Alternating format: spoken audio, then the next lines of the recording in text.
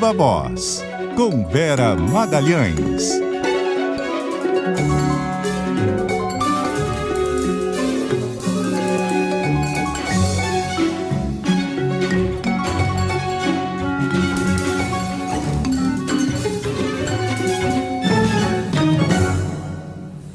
E aí, Vera?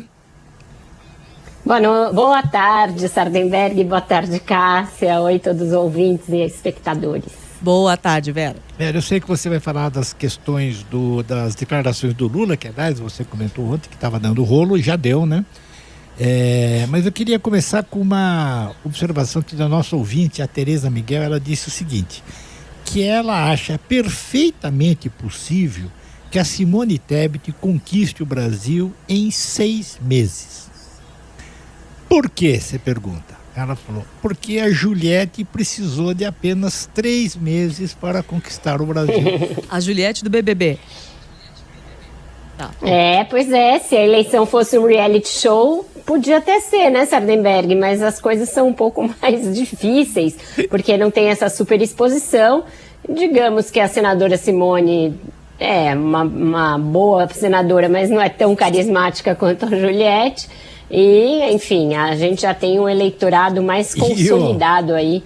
E os concorrentes da Simone são mais complicados do que os da Juliette. São mais complicados, né? A política, o partido dela também não é tão fiel quanto os cactos, a torcida organizada da Juliette. Então, tem alguns fatores que atrapalham um pouco, mas... enfim, a nossa ouvinte parece em busca aí da tal terceira via. Isso. Que está ainda patinando, com dificuldade de emplacar. Ontem... Ela está em busca de uma terceira via mulher.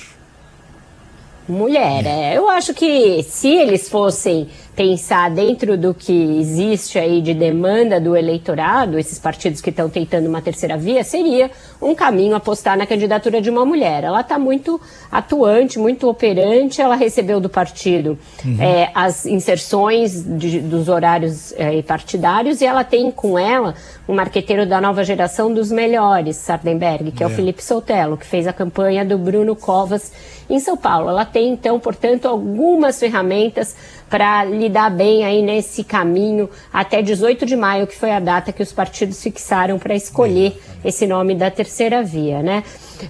Enquanto isso, o que a gente tem visto aí nos últimos dias é um crescimento do presidente Bolsonaro em pesquisas que estão aparecendo. Exato. Crescimento mais ou menos consistente e em cima dos votos do Sérgio Moro, que foi tirado da disputa pelo União Brasil.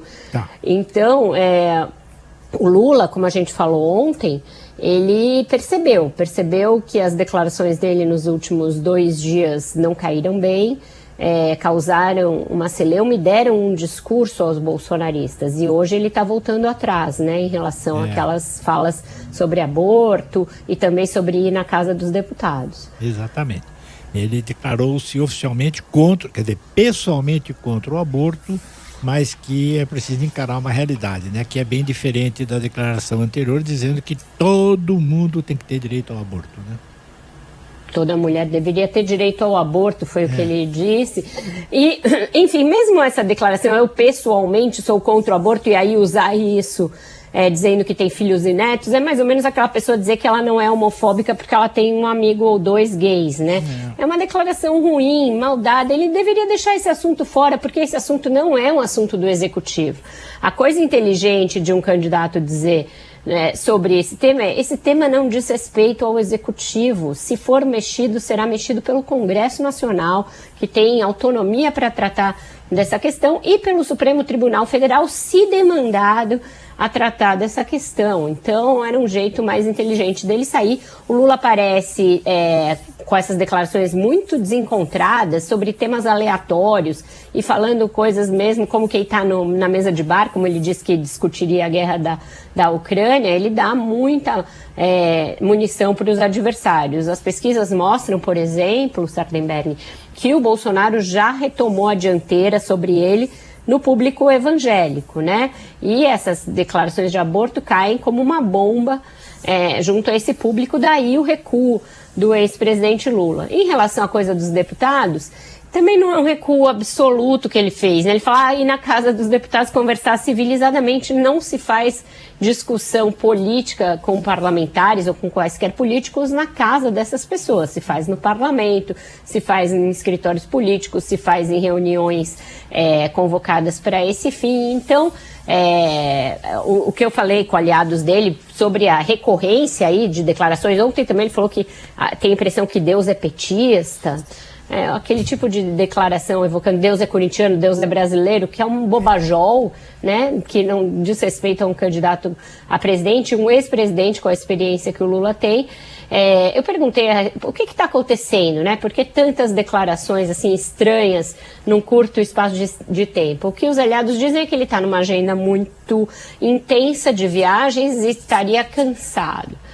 Isso não parece também uma justificativa válida, porque a campanha presidencial no Brasil é muito cansativa e a presidência da República no Brasil e no Brasil pós-pandemia, pós-Bolsonaro, caso ele vença, será também muito cansativa. Então convém fazer um freio de arrumação aí nessas declarações, caso ele queira continuar com a dianteira que ele tem e com a vantagem que ele tem nas pesquisas. E a campanha, de fato, ainda nem começou, né, Vera? Nem começou, Cássia. Ainda vai ter debate, vai ter sabatinas, vai ter entrevistas. E qual vai ser, né, a postura do Bolsonaro, do Lula, diante dessa rotina que é comum a todas as campanhas? Eles irão às sabatinas? Eles irão aos debates? Não é porque eles já foram, ou um deles ainda é, presidentes, que podem se furtar a debater e a ser confrontados com as inconsistências de uma e de outra candidatura. Então, tudo isso tem de ser calibrado, né, esse tipo de fala. O Lula está no momento aí em que ele estava muito poupado, agora voltou a ser demandado para entrevistas, e ele tem um passado dele, do PT, para prestar contas, assim como o Bolsonaro também terá de prestar contas do seu governo. Então, você tem razão, a campanha nem começou, e os questionamentos tendem a se intensificar daqui para frente. Sobre debates, nós estamos aqui já preparando uma série de debates aqui, CBN, Jornal Valor Econômico e o Globo. Você certamente está no pacote como moderador, entrevistadora, etc. Agora, a grande questão é saber se Bolsonaro e Lula vão, né? Exatamente, Sardenberg, porque é necessário que vão, né?